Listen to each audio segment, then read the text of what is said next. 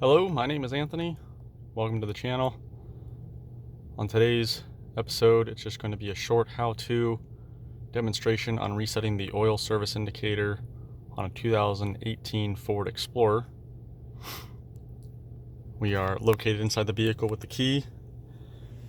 First step is to push the start-stop button one time to power on the accessories, and then using the OK button on the steering wheel, we can go ahead and clear through the messages that pop up.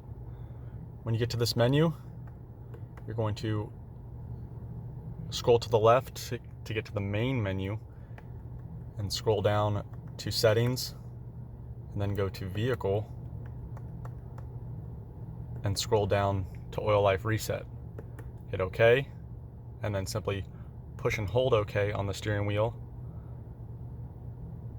until it says successful. Then you can release, and that's it. Thank you for watching, and I hope you found this helpful.